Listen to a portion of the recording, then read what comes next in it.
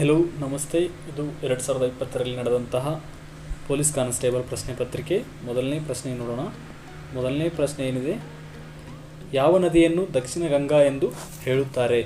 ಸರಿಯಾದ ಉತ್ತರ option A, Godavari ನದಿಗೆ ದಕ್ಷಿಣ ಗಂಗಾ ಅಂತೇಳಿ ಕರೀತಾರೆ. ಅದಾದಮೇಲೆ ಎರಡನೇ ಪ್ರಶ್ನೆ, ಪಾಕ್ ಸ್ಟ್ರೇಟ್ ಯಾವ ಎರಡು ದೇಶಗಳನ್ನು ಪ್ರತ್ಯೇಕಿಸುತ್ತದೆ? ಪಾಕ್ ಜಲಸಂಧಿ ಯಾವ ಎರಡು ದೇಶಗಳನ್ನು ಪ್ರತ್ಯೇಕಿಸುತ್ತದೆ? ಆಪ್ಷನ್ ಬಿ, ಭಾರತ ಮತ್ತು ಶ್ರೀಲಂಕಾವನ್ನು. ಮೂರನೇ ಪ್ರಶ್ನೆ, ಕೊಟ್ಟಿರುವ ಹೇಳಿಕೆಗಳಲ್ಲಿ ಯಾವುದು ಸರಿಯಿಲ್ಲ?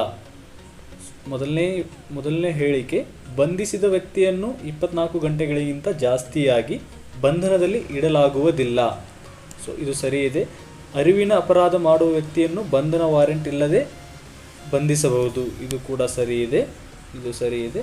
ನೆಕ್ಸ್ಟು ಆಪ್ಷನ್ ಸಿ, ಅಸಾಧಾರಣ ಸಂದರ್ಭಗಳು ಇಲ್ಲದೇ ಇರುವಾಗ ಯಾವ ಮಹಿಳೆಯನ್ನು ಸೂರ್ಯಾಸ್ತಮ ನಂತರ ಹಾಗೂ ಸೂರ್ಯೋದಯದ ಮೊದಲು ಬಂಧಿಸಲಾಗುವುದಿಲ್ಲ. ಇದು ಕೂಡ ಸರಿ ಇದೆ.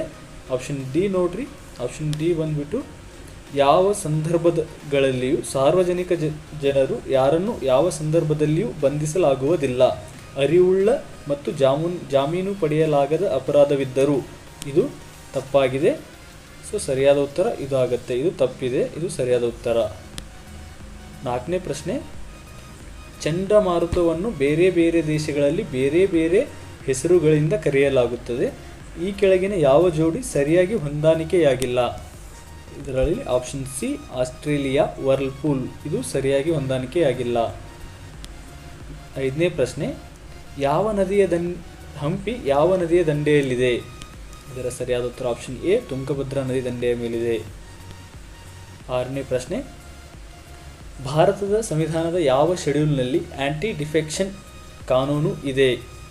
ಇದರ ಸರಿಯಾದ ಉತ್ತರ ಆಪ್ಷನ್ ಡಿ, ಶೆಡ್ಯೂಲ್ 10ರಲ್ಲಿ. ಏಳನೇ ಪ್ರಶ್ನೆ, ಭಾರತ ಸಂವಿಧಾನದ ಯಾವ ಆರ್ಟಿಕಲ್ನಲ್ಲಿ ಸಿಟಿಜನ್ಶಿಪ್ ಬಗ್ಗೆ ಇದೆ? ಪೌರತ್ವದ ಬಗ್ಗೆ ಆರ್ಟಿಕಲ್ 5ರಿಂದ 11ರ ತನಕ ಇದೆ. ಎಂಟನೇ ಪ್ರಶ್ನೆ, ಇತ್ತೀಚೆಗೆ ಭಾರತ ಸಂವಿಧಾನದಿಂದ ಜಮ್ಮು ಮತ್ತು ಕಾಶ್ಮೀರಕ್ಕೆ ವಿಶೇಷ ಸ್ಥಾನಮಾನ ಕೊಟ್ಟ ಆರ್ಟಿಕಲ್ ಅನ್ನು ತೆಗೆದಿದೆ. ಈ ಆರ್ಟಿಕಲ್ ಡ್ಯಾಶ್ ಆಗಿದೆ. ಇದರ ಸರಿಯಾದ ಉತ್ತರ ಆಪ್ಷನ್ ಬಿ, 370. ಒಂಬತ್ತನೇ ಪ್ರಶ್ನೆ, ನಮ್ಮ ರಾಜ್ಯ ಅಥವಾ ದೇಶವು ಉಚಿತ ಮತ್ತು ಕಡ್ಡಾಯ ಶಿಕ್ಷಣವನ್ನು ಎಲ್ಲ ಡ್ಯಾಶ್ ವಯಸ್ಸಿನ ಮಕ್ಕಳಿಗೆ ಒದಗಿಸುತ್ತದೆ. ಆಪ್ಷನ್ ಸಿ, 6ರಿಂದ 14 ವರ್ಷದ ಮಕ್ಕಳಿಗೆ ಉಚಿತವಾದ ಕಡ್ಡಾಯ ಶಿಕ್ಷಣವನ್ನು ಒದಗಿಸುತ್ತದೆ. 10ನೇ ಪ್ರಶ್ನೆ, ಈ ಕೆಳಗಿನ ಯಾವುದು ಸಂವಿಧಾನದಲ್ಲಿ ಉಲ್ಲೇಖಿಸಿದ ಮೂಲಭೂತ ಕರ್ತವ್ಯಗಳಲ್ಲಿ ಒಂದಲ್ಲ? ಸಾರ್ವಜನಿಕ ಆಸ್ತಿಯನ್ನು ರಕ್ಷಿಸುವುದು ಮತ್ತು ಹಿಂಸೆಯನ್ನು ತಪ್ಪಿಸುವುದು. ಇದು ಸರಿಯಾಗಿದೆ. ಇದು ಇದೆ. ಅದಾದಮೇಲೆ ಬಿ ನೋಡ್ರಿ, ಚುನಾವಣೆಯಲ್ಲಿ ಮತ ಚಲಾಯಿಸುವುದು ಇದು ಅಲ್ಲ. ಇದು ಮೂಲಭೂತ ಕರ್ತವ್ಯವಲ್ಲ. ನಮ್ಮ ಸಂಯೋಜಿತ ಸಂಸ್ಕೃತಿಯನ್ನು ಸಂಪನ್ನ ಪರಂಪರೆಯನ್ನು ಮೌಲ್ಯೀಕರಿಸುವುದು ಹೌದು. ವೈಜ್ಞಾನಿಕ ಮನೋಭಾವವನ್ನು ಬೆಳೆಸುವುದು ಹೌದು. 11ನೇ ಪ್ರಶ್ನೆ, ಪ್ರಸಿದ್ಧ ಬೋಧನೆ doctrine basic structure of constitution ಅನ್ನು ಭಾರತ ಸುಪ್ರೀಂ ಕೋರ್ಟ್ ಡ್ಯಾಶ್ ಕೇಸಿನಲ್ಲಿ ವಿಸ್ತರಿಸಲಾಗಿತ್ತು. ಇದರ ಸರಿಯಾದ ಉತ್ತರ ಆಪ್ಷನ್ ಬಿ, ಕೇಶವಾನಂದ ಭಾರತಿ ಕೇರಳ ಸರ್ಕಾರ. 12ನೇ ಪ್ರಶ್ನೆ, ಐತಿಹಾಸಿಕ 73 ಮತ್ತು 74ನೇ ಅಮೆಂಡ್ಮೆಂಟ್ ಆ್ಯಕ್ಟ್ ಡ್ಯಾಶ್ಗೆ ಸಂಬಂಧಿಸಿದೆ. ಇದರ ಸರಿಯಾದ ಉತ್ತರ ಆಪ್ಷನ್ ಎ, ಸ್ಥಳೀಯ ಸರ್ಕಾರಗಳಿಗೆ ಸಂಬಂಧಿಸಿದೆ.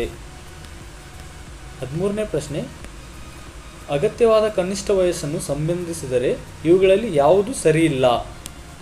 ಲೋಕಸಭಾ ಸದಸ್ಯ ಸರಿ ಇದೆ. ರಾಜ್ಯಸಭಾ ಸದಸ್ಯ ಸರಿ ಇದೆ. ಭಾರತದ ರಾಷ್ಟ್ರಪತಿ ತಪ್ಪಾಗಿದೆ. ಉಪರಾಷ್ಟ್ರಪತಿ ತಪ್ಪಾಗಿದೆ. ಇಲ್ಲಿ ಇದು 35 ಇಯರ್ಸ್ ಆಗಬೇಕು.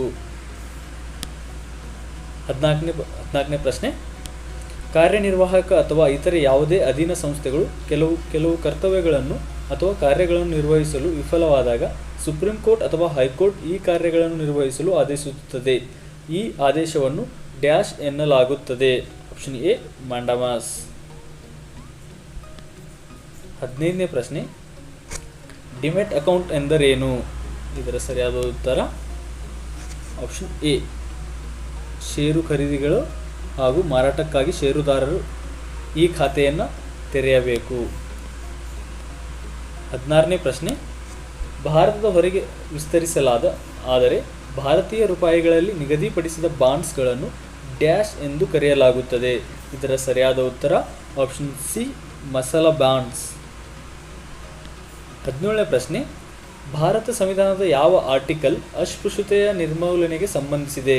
ಇದರ ಸರಿಯಾದ ಉತ್ತರ ಆಪ್ಷನ್ ಸಿ, ಆರ್ಟಿಕಲ್ 17 ಅನ್ಟಚಬಿಲಿಟಿಗೆ ಸಂಬಂಧಿಸಿದೆ. 18ನೇ ಪ್ರಶ್ನೆ, ಸರ್ಕಾರಿಯ ಕಮಿಷನ್ ಡ್ಯಾಶ್ಗೆ ಸಂಬಂಧಿಸಿದೆ. ಇದರ ಸರಿಯಾದ ಉತ್ತರ ಆಪ್ಷನ್ ಎ, ಕೇಂದ್ರ ಮತ್ತು ರಾಜ್ಯಗಳ ಸಂಬಂಧಗಳಿಗೆ ಸರ್ಕಾರಿಯ ಕಮಿಷನ್ ಸಂಬಂಧಪಟ್ಟಿದೆ.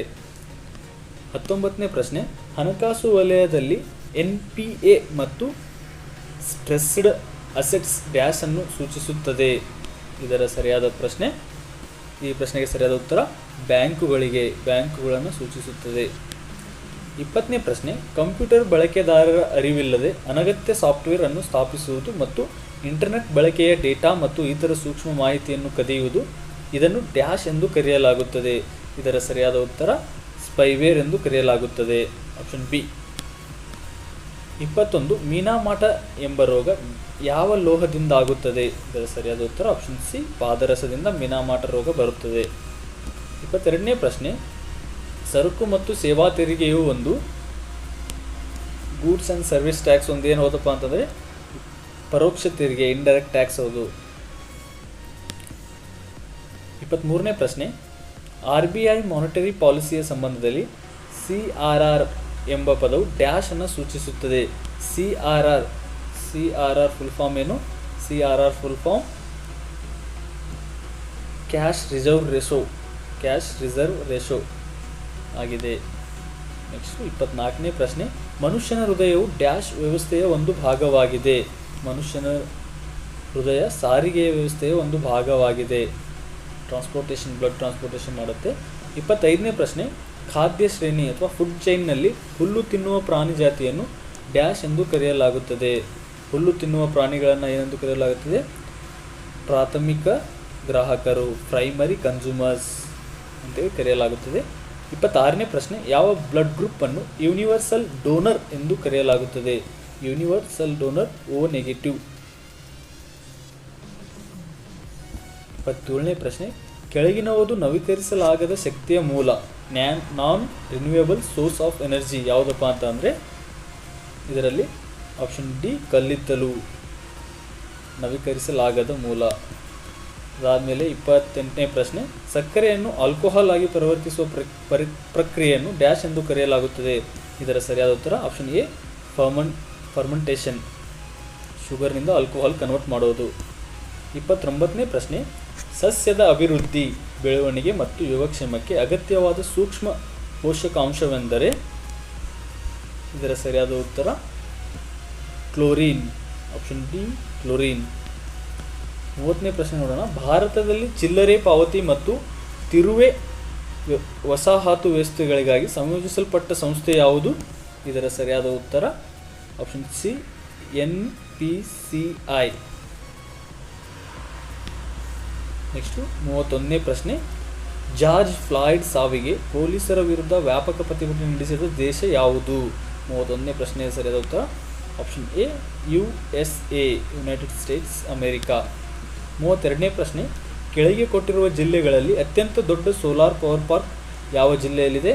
ಇದರ ಸರಿಯಾದ ಉತ್ತರ ಆಪ್ಷನ್ ಡಿ, ತುಮಕೂರು, ಶಕ್ತಿ ಸ್ಥಳ.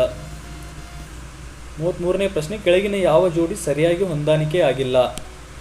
ವಿಟಮಿನ್ ಸಿ ಸ್ಕರ್ವಿ ಸರಿ ಇದೆ, ವಿಟಮಿನ್ ಎ ರಾತ್ರಿ ಇರುಳುಗುರುಡುತನ ಸರಿ ಇದೆ, ವಿಟಮಿನ್ ಡಿ ತಪ್ಪಾಗಿದೆ, ವಿಟಮಿನ್ ಬಿ ಸರಿ ಇದೆ. ಸೊ ಆಬ್ವಿಯಸ್ಲಿ ವಿಟಮಿನ್ ಡಿ ತಪ್ಪಾಗಿದೆ. 34ನೇ ಪ್ರಶ್ನೆ, ವಾಹನಗಳಲ್ಲಿ ಅಡ್ಡ ನೋಟ ಮತ್ತು ಹಿಂದಿನ ನೋಟಗಳನ್ನು ಉಪಯೋಗಿಸುವ ಕನ್ನಡಿ ಯಾವುದಪ್ಪ ಅಂತಂದರೆ ಕನ್ನಡಿಗೆ ಕಾನ್ವೆಕ್ಸ್ ಮಿರರನ್ನು ಯೂಸ್ ಮಾಡ್ತಾರೆ. ಸೊ ಕಾನ್ವೆಕ್ಸ್ ಕನ್ನಡಿ. 34ನೇ ಪ್ರಶ್ನೆ ಆಪ್ಷನ್ ಬಿ. 35ನೇ ಪ್ರಶ್ನೆ, ಈ ಕೆಳಗಿನ ಯಾವುದು ವೈರಸ್ನಿಂದ ಆಗುವ ರೋಗ ಅಲ್ಲ? ಕೋವಿಡ್-19 ವೈರಸ್, SARS, ಸಾರ್ಸ್ ಹೌದು, ಇದು ಹೌದು. ಅದಾದಮೇಲೆ ಫುಡ್ ಆ್ಯಂಡ್ ಮೌತ್ ಡಿಸೀಸ್ ಹೌದು, ವೈರಸ್ನಿಂದ ಬರುತ್ತೆ. ಟೈಫಾಯ್ಡ್ ಅಲ್ಲ, ಸೊ ಟೈಫಾಯ್ಡ್ ಬ್ಯಾಕ್ಟೀರಿಯಾದಿಂದ ಬರುತ್ತೆ. 36ನೇ ಪ್ರಶ್ನೆ, ಕೆಳಗಿನ ದೇಶಗಳಲ್ಲಿ ಡ್ಯಾಶ್ ಅನ್ನು ಬಿಟ್ಟು ಮಿಕ್ಕ ಎಲ್ಲವೂ G7 ದೇಶಗಳಾಗಿದೆ. India, United States of America, United Kingdom, Italy.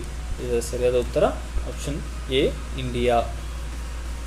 India G7 ಒಳಗಡೆ G4 ಒಳಗಡೆ ಇದೆ. 37ನೇ ಪ್ರಶ್ನೆ, ತವಾಂಗ್ ವ್ಯಾಲಿ ಯಾವ ರಾಜ್ಯದಲ್ಲಿದೆ? ಇದರ ಸರಿಯಾದ ಉತ್ತರ ಆಪ್ಷನ್ ಡಿ ಅರುಣಾಚಲ ಪ್ರದೇಶದಲ್ಲಿ ತವಾಂಗ್ ವ್ಯಾಲಿ ಇದೆ. ಉತ್ತರಾಖಂಡದಲ್ಲಿ ಫ್ಲವರ್ ವ್ಯಾಲಿ ಇದೆ.